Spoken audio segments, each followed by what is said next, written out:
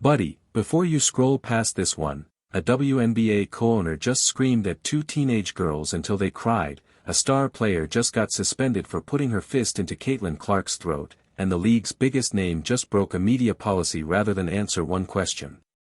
If you think you already know what's going on with Sophie Cunningham, Caitlin Clark, and the WNBA right now, you don't. Stick around, because the last 5 minutes of this video have a detail that even most sports reporters missed.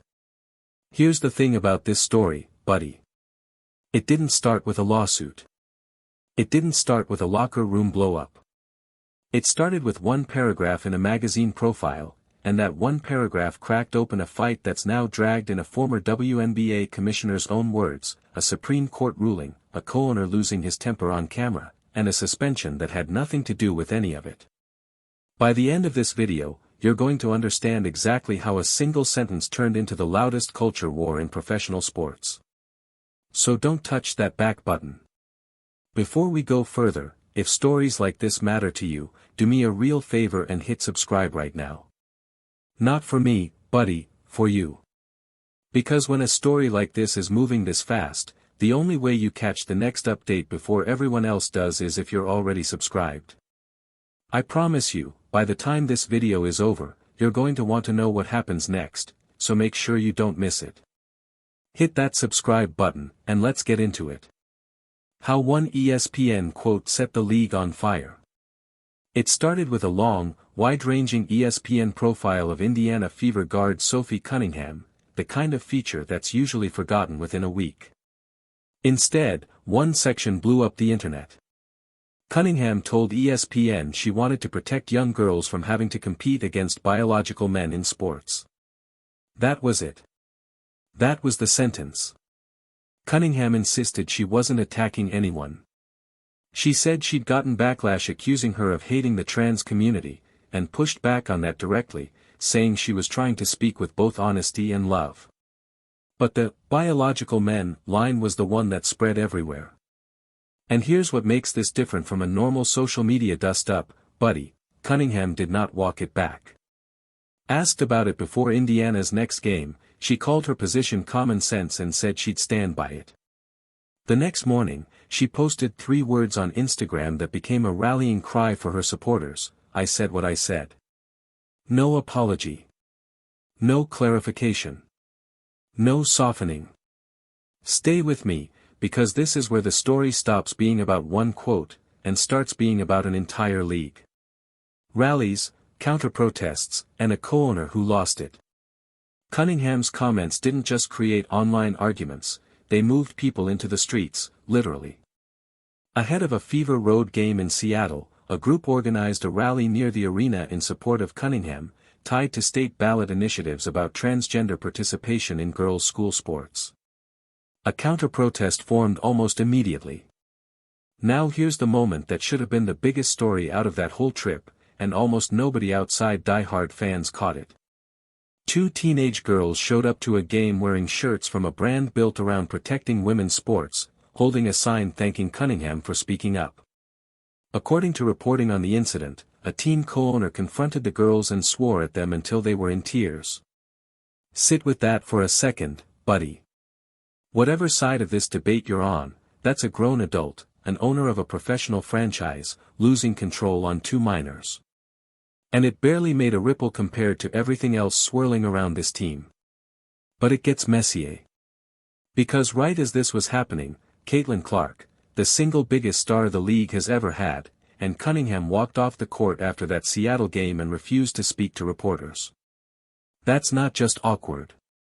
That's a direct violation of the WNBA's own media policy. The league's most bankable player and her most outspoken teammate, going silent at the exact moment the entire country wanted answers.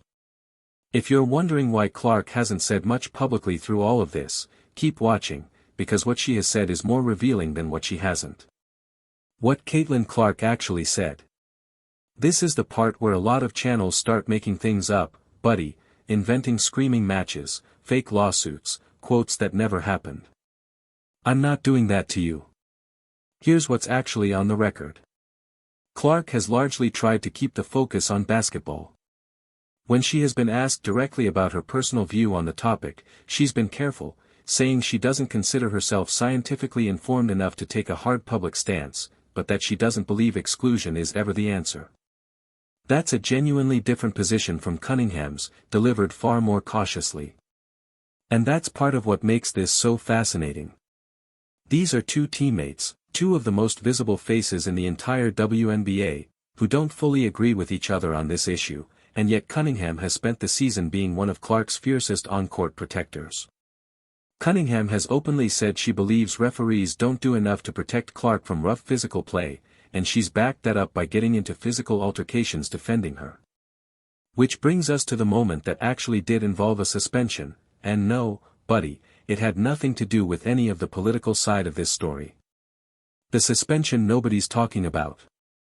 During a game, Phoenix Mercury forward Alyssa Thomas put her fist into Caitlin Clark's throat during a physical sequence. The league reviewed it and suspended Thomas for 1 game.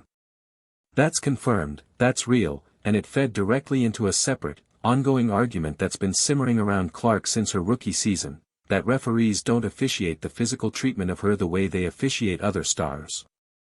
Cunningham has been blunt about this on her own podcast, saying flatly that she believes players are deliberately targeting Clark and that the league and officials aren't doing enough to protect her. Some analysts who've broken down the tape agree there's a real officiating pattern. Others say it's overstated.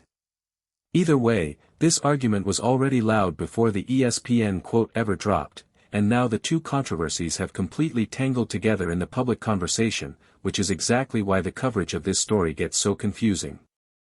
Now here's where it connects to something even bigger than one team, one player, or one quote. The league-wide fight behind the fight. This didn't happen in a vacuum, buddy. Earlier this year, the WNBA and its players agreed to a new collective bargaining agreement that explicitly states only players who are women are eligible to compete in the league, a rule change that landed right as the Supreme Court issued a ruling allowing states to restrict transgender participation in women's school sports. As of right now, there is no active transgender player on a WNBA roster. That fact alone should tell you how much of this debate is playing out ahead of an event that hasn't actually happened in the league, which is exactly why it's gotten so heated on both sides. And this isn't the first time frustration with league leadership has spilled into public view either. Minnesota Lynx star Napheesa Collier made headlines describing a conversation with Commissioner Cathy Engelbert in which Engelbert reportedly told players they should be grateful for the media rights deal she negotiated. Cunningham publicly blasted those remarks as out of touch, tying it directly back to how she feels the league treats Clark. Two separate controversies, one shared frustration, a locker room that increasingly feels like it doesn't trust the people running the league. So where does that leave things right now? Cunningham hasn't backed down an inch. Clark has kept threading a careful needle in public while continuing to lean on Cunningham as a protector on the court.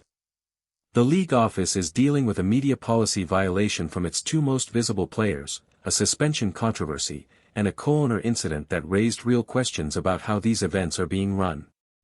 Nothing here is settled, and everyone involved knows the next flashpoint could come from any direction, the next game, the next interview, the next post.